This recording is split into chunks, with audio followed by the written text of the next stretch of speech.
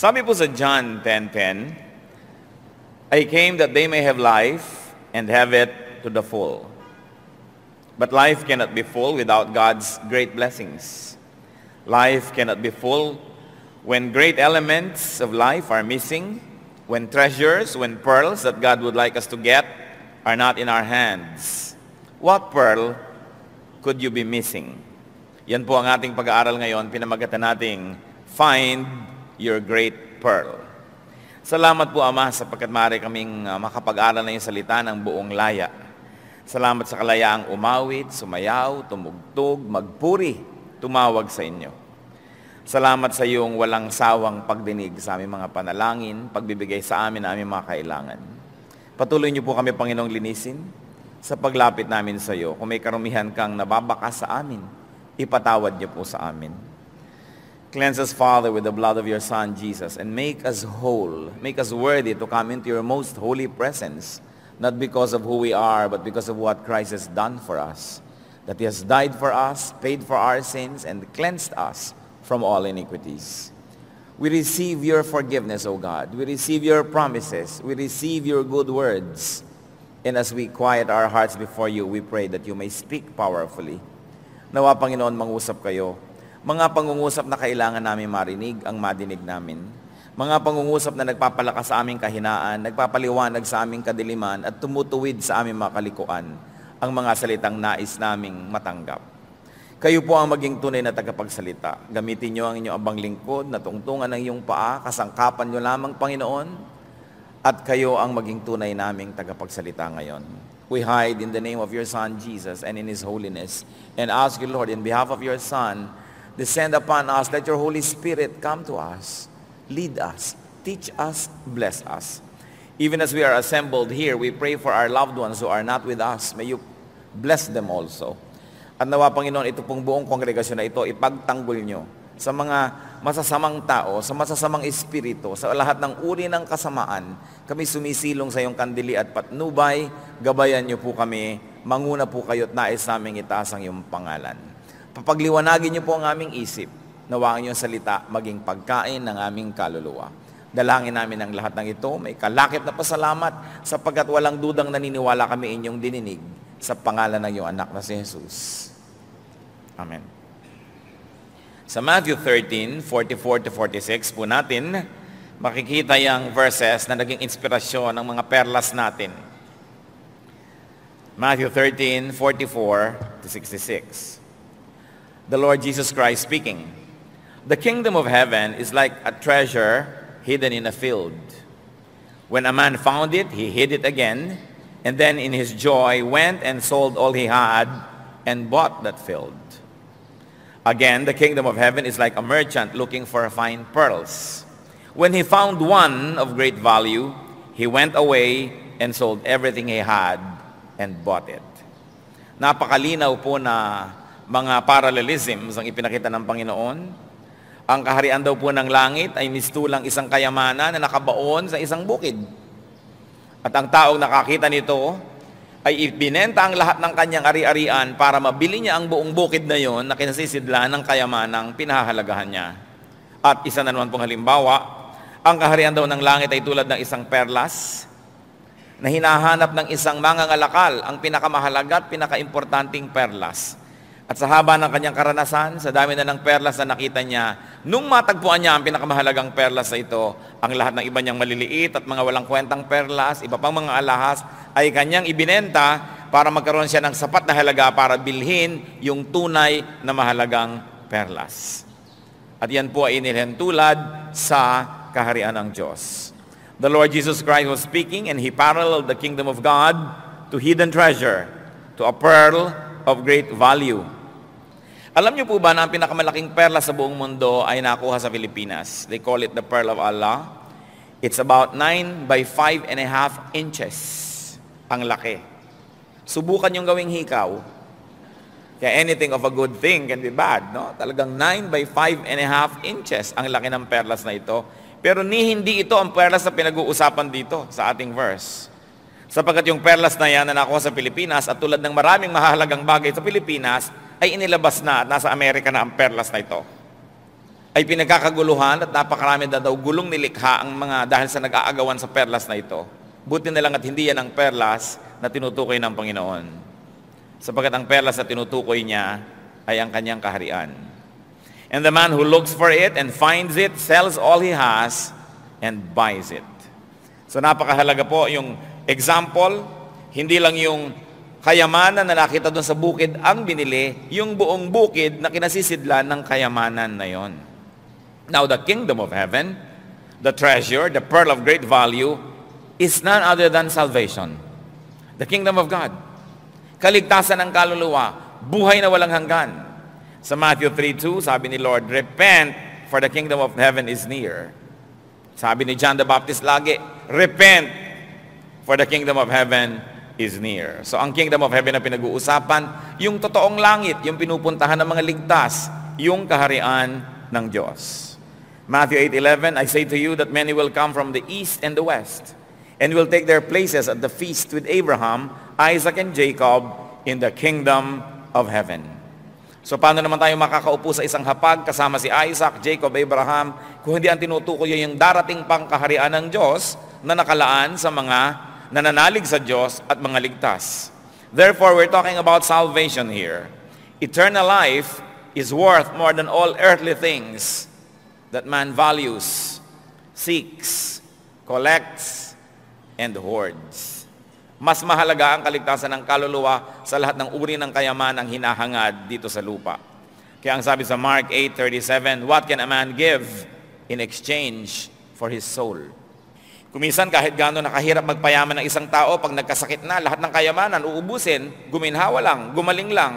At kung babayan tayo sa kagalingan ng ating katawan, anong hindi natin handang ibayad para maligtas ang ating kaluluwa? So yan ang unang-unang tinutukoy, yung darating pangkaharian, yung kaligtasan na naghihintay sa mga anak ng Diyos. But the kingdom of heaven can also be life on earth that has been saved and is actually saved from earthly dangers. In other words, life on earth that is heavenly. Another level of meaning of the kingdom of God. The first level is the most obvious, the most literal, the kingdom of heaven which is yet to come. And yet there is also a part of that kingdom that has already come. Paulit-ulit kuminsan sinasabi ng Panginoon, the kingdom has already come. Pero hindi pa naman bumaba yung langit na dala-dala ng mga anghel. Hindi pa natin nakita yung mga ulap-ulap at hindi pa natin kasama yung mga saints of the olden days. So ano yung kingdom that has come? It is life that because of God has become heavenly. Life here on earth that is governed, ordered, protected, and blessed with heavenliness. At kayo na mga tumanggap na sa Panginoong Jesus, tayong mga nakalasap na ng presensya ng Espiritong Banal at nakakita at nakadama ng pag-ibig ng Diyos, ang magsasabing, yes, the kingdom has come. May iniintay pa akong talagang literal kingdom ng Diyos, pero meron ng advance yan, yung nararamdaman ngayon ng bawat Kristiyanong nananalig, nananalangin, gumagawa ng mga gawain ng Panginoon, nagtatanggal ng mga kasalanan, nagsusuot ng kalinisan ng Diyos, napapalitan ang ating mga agam-agam ng katiyakan, ang ating mga alalahanin, napapalitan ng kapayapaan. Alam nating, yes, the kingdom has come. Kingdom in the heart of the believer and kingdom as state of the heart. Marami pong mga salitang kingdom of God na tumutukoy dyan. Matthew 5:20, for I tell you that unless your righteousness surpasses that of the Pharisees and the teachers of the law, you will certainly not enter the kingdom of heaven. Kung gagawin po natin ditong literal ang kingdom of heaven, meaning salvation or that heaven which is yet to come, ibig sabihin pala righteousness ang daan patungo dyan.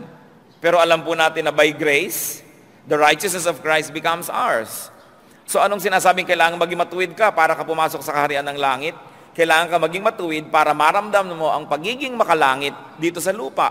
Para yung kaharian ng langit ay magkaroon na ng advance sa iyong puso, para yung puso mo maging extension na of the kingdom of heaven. And I tell you, only those who live righteously will experience the kingdom of heaven on earth. Kaya marami pong mga tao, Kristiyano na, talagang tumanggap na kay Jesus, sigurado na sila doon sa kingdom of heaven that is yet to come, pero bakit ang buhay dito sa lupa ay mala-impyerno pa rin? Kasi hindi nila nalalampasan yung mga Pharisees sa righteousness. In other words, they don't live a life that is surrendered to the Lord. So now we are talking about two kingdoms here. The literal kingdom yet to come, and the spiritual kingdom that begins to be true in the hearts of believers who live in obedience to Jesus. Yun din yung pearl of great value. So what will you not sell in order to afford salvation, the pearl of true value? And then when you already have salvation, what else will you not sell to be able to buy the kingdom of heaven here on earth? Ibig sabihin, a life that is peaceful, a life that is quiet, a life that is godly. Merong mga tao saved na nga sila pero ayaw nilang ibayad yung iba. Ayaw nilang tanggalin ang kirida para tumahimik ang buhay. Ayaw nilang tanggalin ang masama nilang negosyo para umayos ang buhay. Ayaw nilang alisin ang pagsisinungaling at ang mga panglilinlang kumisan kahit Kristiyano na sila. Kaya tuloy, wala silang heaven on earth. Ang kaisa-isang heaven lang na kanilang inaasam, yung darating pa pero wala pa silang nararanasan dito. Pero yung mga matuwid, masunurin sa Diyos, nasisimula na nilang maranasan yung kingdom of heaven. Matthew 7:21. Not everyone who says to me, Lord, Lord, will enter the kingdom of heaven, but only those who does the will of my Father who is in heaven. Once more, sa biglang tingin, parang salvation by works na naman ito. You have to do the will of the Father in order to enter the kingdom of heaven. If we're talking about salvation, then salvation by works. But if we're talking about heavenly life here on earth, then it's really achievable through works. Kailangan may obedience ka. Matthew 18:3, and he said, I will tell you the truth, unless you change and become like little children, you will never enter the kingdom of heaven. So anong ibig sabihin natin? Mga bata lang ang pupunta doon sa salvation, sa kingdom of heaven, unless kingdom of heaven also means a life of peace brought about by trust and innocence. Kasi yan po ang mga qualities ng children. They trust their parents, kaya tahimik ang buhay nila. Pag sinabi ng magulang na, sige anak, may kakainin tayo bukas, akong bahala sa'yo, tahimik ang bata, nagtitiwala sa kanyang magulang. So kung tayo po childlike ang faith natin sa Lord, dun lang tayo nagiging tahimik, dun lang tayo nagkakaroon ng kingdom of heaven on earth. At ang mga bata rin ay masunurin. Well, dapat masunurin. Nung araw, ang ibig sabihin ng bata, masunurin. Naiiba na yata ngayon ang kahulugan niyan. Kaya kailangan ibalik sa dati, ang bata ay masunurin. Kaya kung childlike ang ating pamumuhay, masunurin tayo sa ating magulang na nasa langit, payapa ang ating buhay, and the kingdom of heaven will now become real in our lives, although the literal physical kingdom is yet to come. Matthew 19:14, Jesus said, let the little children come to me and do not hinder them, for the kingdom of heaven belongs to such as these. Once more, kung yung kingdom of heaven ay pipilitin nating maging salvation only, bata lang pala yung nasasave. But, if we extend its meaning to advance heavenliness here on earth, we've got to be childlike. And like children, we will enjoy peace.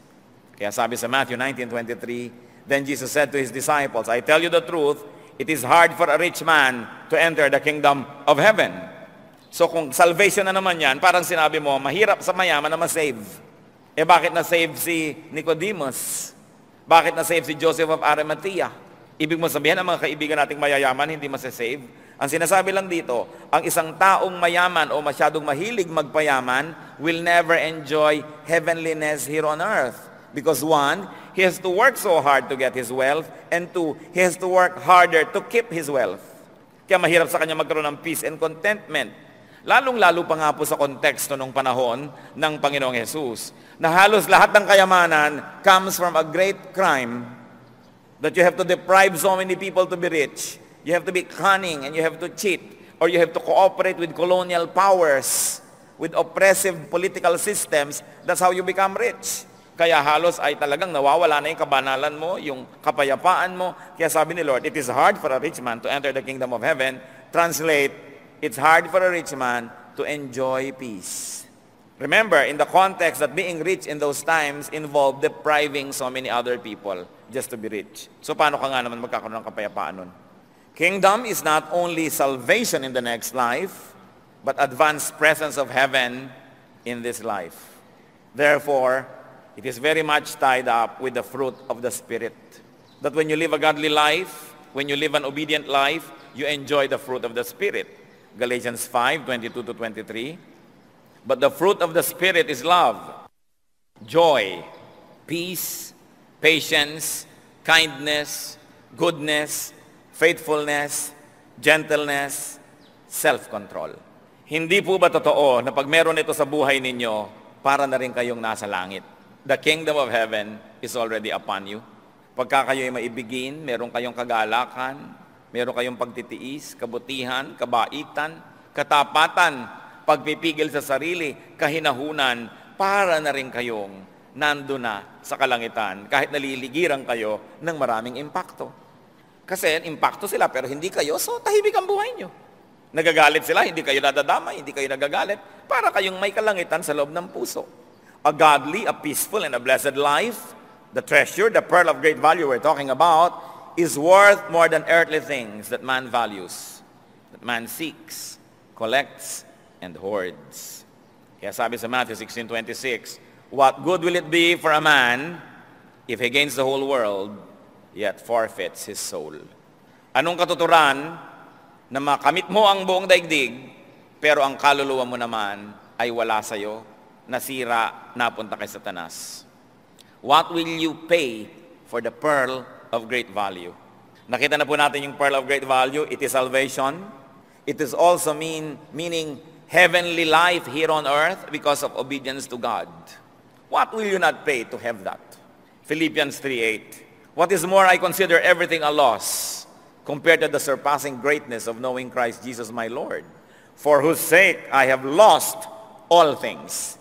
Inuulit lang ni Paul yung tema ng perlas. I consider them rubbish that I may gain Christ. So sabi nung iba, mano naman sa akin magsara ng negosyo ng linggo ng umaga kahit mabili. I consider the tubo rubbish compared to the peace, the joy, the learning, the strength that I will get from the Word of God and by worshiping. Pero iba na ko, sayang ang kita natin, pinakamalakas paglinggo. So hindi tayo willing magbayad. Kay Lord na yung perlas niya, atin na yung perlas natin. Kaya sabi, it is hard for a rich man to enter the kingdom of God, to enter the state of peace and bliss and happiness and joy, kung uunahin niya na pahalagahan yung mumunti niyang perlas kaysa yung perlas na inihahandog ng Panginoon. At napakahalaga po, yung rich man na nakita natin sa parable, found the treasure on that piece of land. He bought the entire piece of land. So pag may nakita tayong treasure, you buy the field that surrounds it. In other words, you want peace, you want the pearl of a quiet and joyful life, you want the treasure, you buy the field that surrounds it. In other words, you want peace, get the whole lifestyle that brings about peace. Get the whole environment that makes it possible, that nurtures it. Hindi pwedeng gusto mong peace tapos 3 asawa mo. Hindi pwede yun. Hindi pwedeng gusto mong tahimik ang iyong buhay pagkatapos ang dami-dami mong ginagawang kasalanan. Kailangan yung buong kapaligiran na kinasisidlan ng kayamanan na yon, kasama mong binibili. Hindi naman sinabi nung makita nung mama yung kayamanan, sabi lang niya sa may lupa, bibiling ko na lang po yung kayamanan dyan, inyo na yung lote. O kaya bibiling ko lang yung 1 square meter kung saan nandun yung gusto kong kayamanan at inyo na yung lahat. No, yung buong lote binili. The entire context, the entire environment that brings about this heavenly life on earth must be bought. May mga kakambal yan ng mga kasamang sitwasyon na hindi pwedeng ihiwalay. It goes with the treasure in which it is found. Yet very interestingly, brothers and sisters, the pearl of great value can also symbolize people. It can also symbolize situations, activities, things that usher and bring you to heavenly dimensions. In other words, this pearl can also stand for anything that makes heaven possible for you on earth. And this can include your, hold your breath, your spouse. Kung meron na kayong asawa, yan ang ibinigay sa inyo ng Panginoon, walang bawian, walang solian, pakyawan yan, walang pili, can be your pearl. If you have found a good partner, the better half that brings you to heaven, or to the kingdom of heaven here on earth, that is your pearl. You should buy it, get it, keep it. In other words, keep him or her at all cost. And also the field around her. Kumisan kasama dyan ang mga kamag-anak. Kasama dyan yung kanyang mga ibang ugali na hindi naman yun ang treasure pero may nakapaligid na bato-bato. Kasama sa binili yan. Pakyaw eh. Kaya napakaganda ng kwento. Hindi lang yung exact treasure ang kinuha, pati yung buong paligid. Kailangang pahalagahan. Pay everything you've got to have or to keep him or her. Meron na kayong asawa, ibinigay ng Panginoon, huwag ipagpalit sa barya-barya. Huwag ipagpalit sa mga tinatawag ng Aleman na kitsch. Yung magandang tingnan pero basura lang. Yung mga dekorasyon karamihan sa mga bahay, taga-kolekta lang at tirahan lang na alikabok. Wala naman talagang katuturan. Kitsch. Huwag ipagpalit sa maliliit na bagay. Ako'y gimbal na gimbal just a few weeks ago. Merong isang nag-text sa akin. Sabi, "We miss you, Pastor." Isang kaibigan, malayo ang tinitirhan. Sabi ko, baka may pangangailangan ito. Bakit bigla ako na-miss? Sabi ko, may prayer request ka ba? Ito po isang kaibigan, kapatid sa Panginoon, napakagandang babae, napakayaman, napakatalino. Biglang nag-ring ang phone ko nung sinabi kong meron ka bang prayer request. Kasi gusto lang pala niya ng permission na tumawag. Binuksan ko yung door, may prayer request ka ba? At basag na basag ang boses. Iniwan po ako ng asawa ko. Napakahangal ang asawa mo, sabi ko. Napakaganda ng babaeng ito, napakatalino, napakayaman, iniwan pa ng asawa. Ang pinagpalit parang mukhang talangka ng umunguya-nguya ng chiclet. Hindi pinahalagahan yung pearl niya, ipinagpalit niya sa alikabok. Kailangan, kung meron na kayong asawa, yun ang pearl nyo, you will pay everything just to keep this relationship. And that means counting everyone else, the competitors, the threats, the temptations, as worthless, as not worth it. Because that relationship may give you some thrill or fun or pleasure, but it will give you a hell of a life. Proverbs 31:10, a wife of noble character who can find, she is worth far more than rubies. Sino sa inyo ang kasama nyo ngayon ng inyong spouse? Itaas nga ang kamay. Titigan nyo nga siya kung katabi ninyo. At sabihin nyo, ikaw ang aking perlas.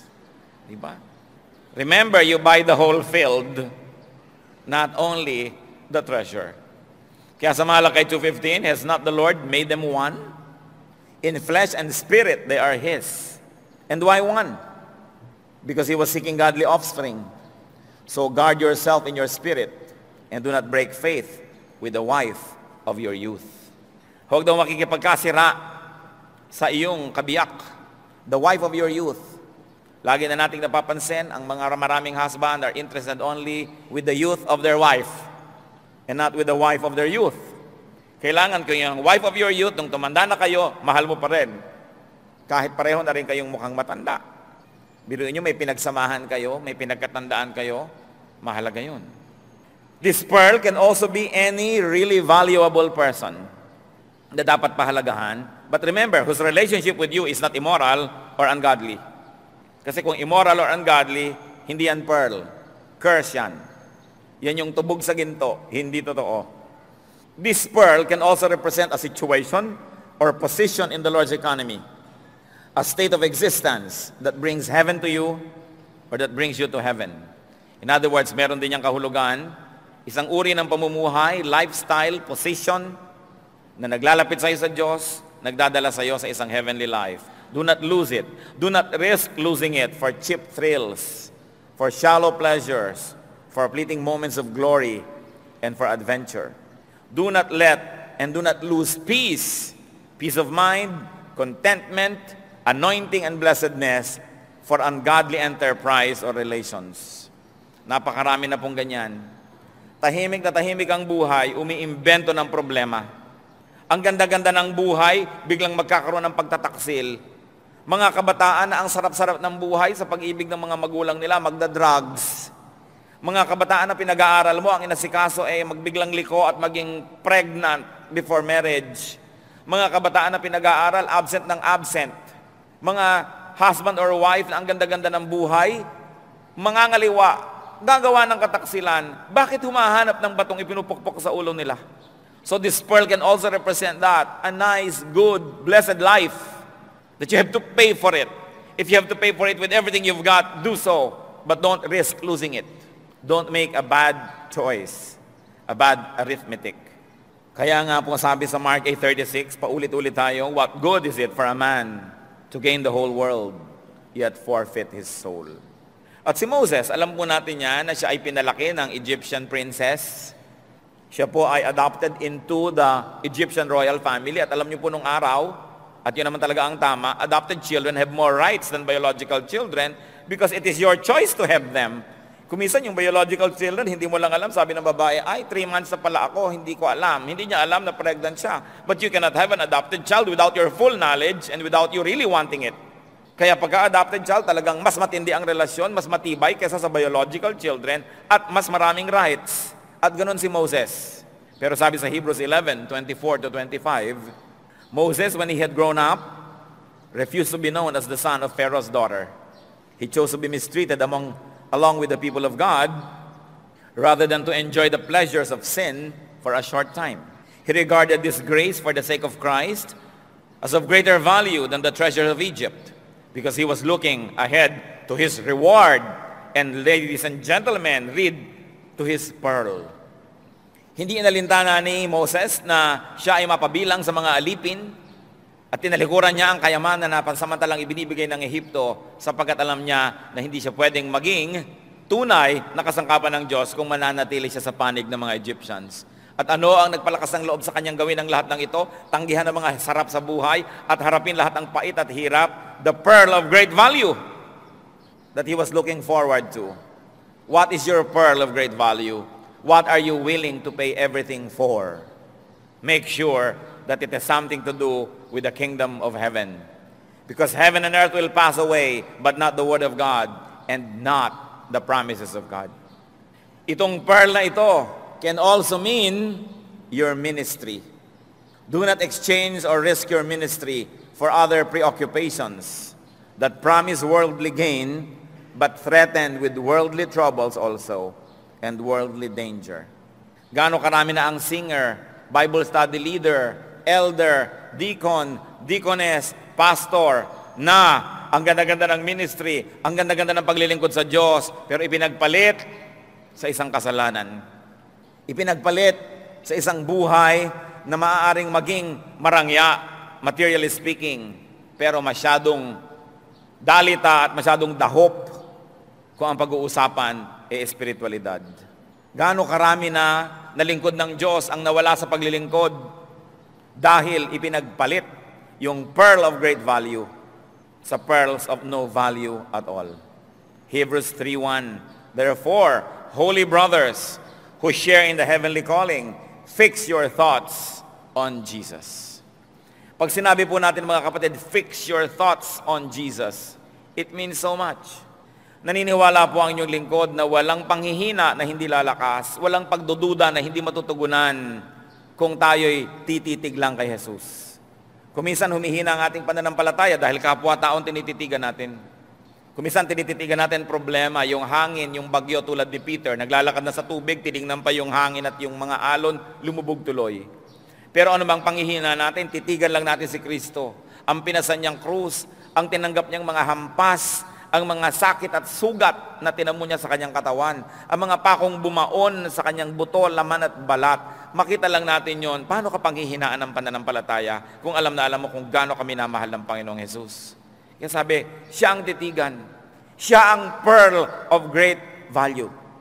Huwag tumitig sa mga kung ano-anong walang kwenta na maganda lang sa labas pero fancy. And when we look at the kingdom of heaven is a desirable and the ultimate experience. Sabi sa 1 Corinthians 2:9-10, however, as it is written, no eye has seen, no ear has heard, no mind has conceived what God has prepared for those who love Him. But God has revealed it to us by His Spirit.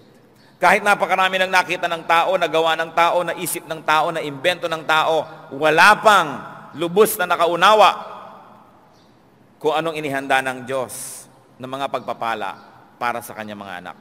So it's worth it all. Maiksing buhay, paglilingkod sa Diyos, it's worth it all. Mga relasyon na dapat tanggalin, mga habits na dapat tanggalin, mga sarap na dapat nang hindi unahin sa buhay dahil merong paghihirap na kailangan gawin, it's worth it all. The kingdom of God is desirable. The kingdom of God is also costly. It is gained only by losing its enemies, by losing its antithesis, by losing its opposite, which is the kingdom of hell. Church, listen. Listen. Listen well. Many people do not enjoy the kingdom of heaven because they prefer the kingdom of hell to it. Yun lang yun. Dalawa lang naman yung pinagpipilian eh. Ang nakakapagtaka, hindi naman naman kailangan maging sobrang matalino para maisip na bakit mo gugustuhin ang kingdom of hell samantalang may kingdom of heaven. And it is gained by buying the whole field around it, the whole lifestyle, the whole context. Matthew 9:17, neither do men pour new wine into old wineskins. If they do, the skins will burst, the wine will run out, and the wineskin will be ruined. No, they pour new wine into new wineskins, and both are preserved.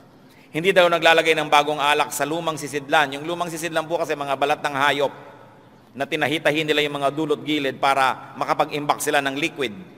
At pagka meron ng lumang lalagyan, nilagyan mo ng bagong alak, mapipila, sasabog, masisira yung lalagyan, matatapon ng laman, sayang lahat.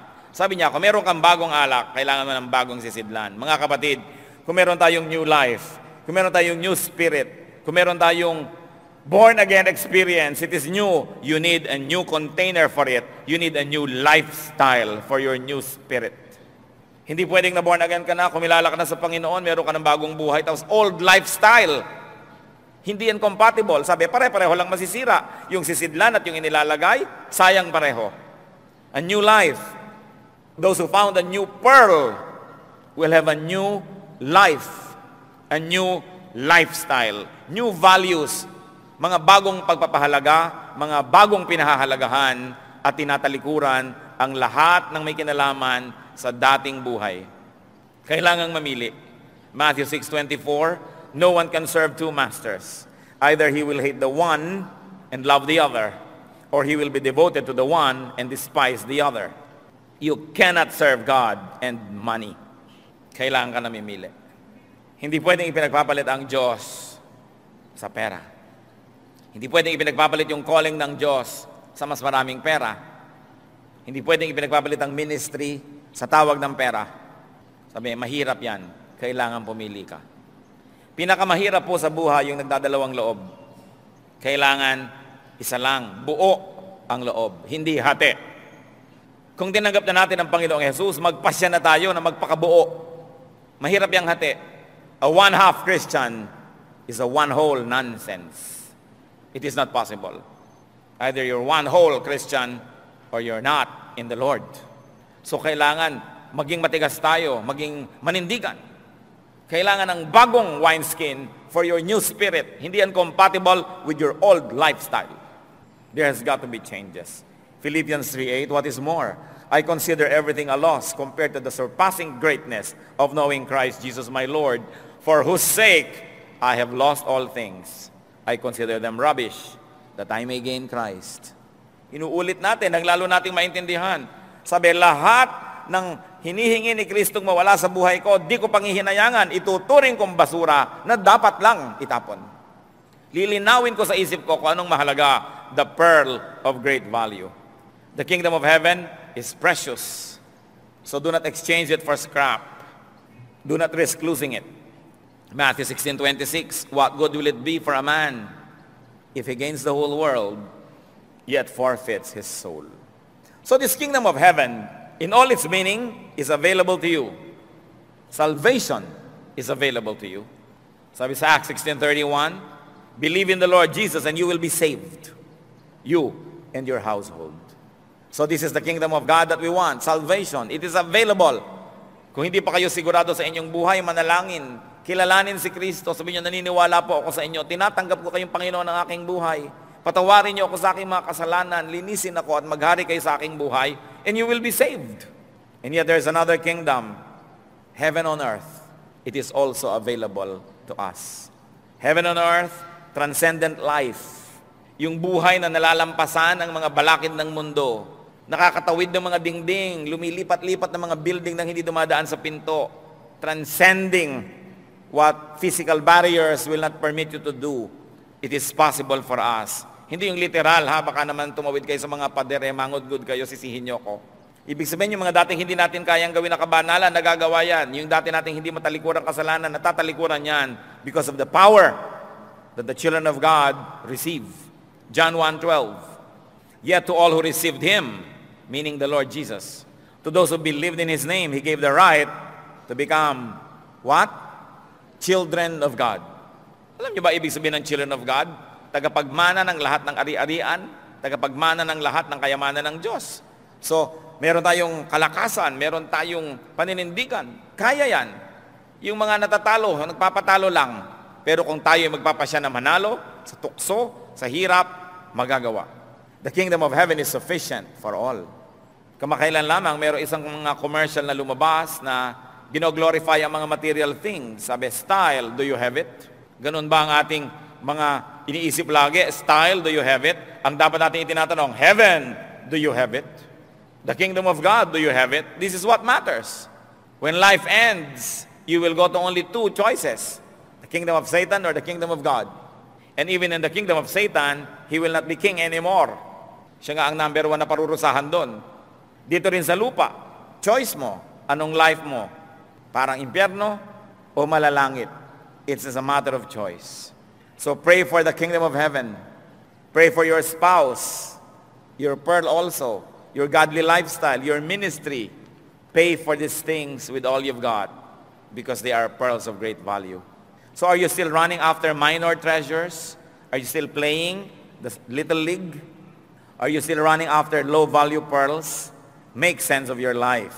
Make sure that what you are living for is worth dying for. Kung hindi ganun kahalaga para pag-alaya ng buhay, hindi rin ganun kahalaga para isabuhay. Make sure that the things you're living for are worth dying for. Because if they are not worth dying for, they are not worth living for. Could any one of us be so foolish as to risk losing our precious pearl for fancy and low-value ones? So once more, look at your pearls. Symbol din yan, mga kapatid, ng anything that is cheap and fancy in your life. Nawa, itago nyo ito bilang alaala ng ating pag-aaral ngayon. Pero sasabihin nyo, nakikita nyo, ito, symbol din ng mga fancy, ng mga nandadaya sa akin. Dapat ito lang ang itago ko na fancy para ko lang maalala na huwag magtago ng iba pang mga fancy. So tatanggalin ko dapat ang aking fancy husband or wife kasi hindi ko naman talaga sa asawa.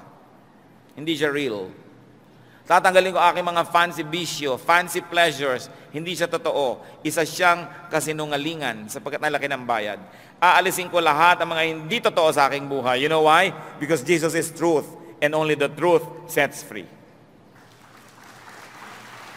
And for some of us, this can be our day of realization and freedom that you should get rid of the fancy jewels in your life. That we should get real. Get real with God. Napakahalagang maalala. Titingnan nyo lagi, ano pa bang fancy ang natitira sa buhay ko? Yung hindi naman totoo. Anong mga kasinungalingan? Anong mga pagpapanggap? Kailangan ibahin. Because a new spirit must be in a new life, new lifestyle. New wine in a new wineskin. It's important. Hebrews 12:16-17. See that no one is godless like Esau, who for a single meal sold his inheritance rights as the oldest son. Afterward, as you know, when he wanted to inherit this blessing, he was rejected. He could bring about no change of mind, though he sought the blessing with tears. Si Esau, panganay, kanya lahat ng birthrights. Minsan nagutom, yung kanyang kapatid na bunso, nagluluto ng isa lamang bowl ng lentils. Sabi, kainin ko naman yung lentils mo, yung ginisa mong munggo. Ibigay mo sa akin ng birthright mo. Ibinigay naman dali-dali ang birthright. Sabi nyo, napakaliit naman ng kapalit. Pero alam nyo, tayo ngayon, marami ring inaalaga ang Esau sa ating buhay. Ipinagpapalit natin ang payapang buhay sa konting ligaya. Isinusugal natin ang ating katahimikan at kabanalan sa konting kasalanan, sa konting pleasure. Mali. Think of your treasures and thank God for your treasures. Thank God for your salvation. Thank God for your new life. Thank God for all the treasures that God has given you. Your spouse, your children, your parents, your ministry. Pahalagahan ang lahat ng ito because they are heaven sent. And remember, as you want to keep treasures, be a treasure yourself. Hindi ka rin dapat fancy sa pakikitungo mo sa mga tao. Hindi ka rin dapat fake. Be a real gem. Because you want only real gems in your life, be a gem in someone else's life. We ought to be helping one another. Heavenly Father, thank you for your goodness, for your mercy, for your reminders. Ano nga po ba ang personal na mensahe ninyo para sa aming lahat ngayon? Ituro niyo sa amin, Panginoon. Mga kapatid, manahimik tayo panandali. Isipin ninyo kung anong tunay na perla sa buhay ninyo ang nawala o maaari nanganganib na mawala dahil naglalaro kayo ng apoy, dahil gumagawa kayo ng mga mapanganib na bagay, dahil isinusuong nyo sa panganib na mawala yung kingdom of heaven, yung heavenly life here on earth, yung peace, yung blessedness. At kung meron tayong kasama na hindi pa kayo nakakatiyak na tinanggap yung Panginoon sa inyong buhay as Savior and Lord, do it now. He is only a prayer away. Manalangin kayo. At sa atin naman, mga naiwalang mga perlas, ngayon kinausap tayo ng Panginoon. Hindi tayo kinakausap ng Panginoon para tayo aliwin. Kinakausap tayo para turuan. And when God speaks, we should obey. Kung may ipinakita sa inyo ang Panginoon na isang bagay, isang tao, isang lifestyle, isang mabuting bagay na nawala sa inyong buhay, make a firm resolve na sisikapin yung maibalik ito. Gusto ng Panginoon yung pearl of real value ang nasa buhay natin. Hindi yung mga fancy. Kung may mga fancy sa atin, mga hindi totoo, mga pagpapanggap na nakakasama sa iba, nakakalinlang, alisin natin ito sa ating buhay. So that we will really enjoy the pearl of great value. Manalangin, panandalian, manahimik, at nawa ang pagpapala ng Diyos maganap na ibigay sa ating lahat sa umagang ito.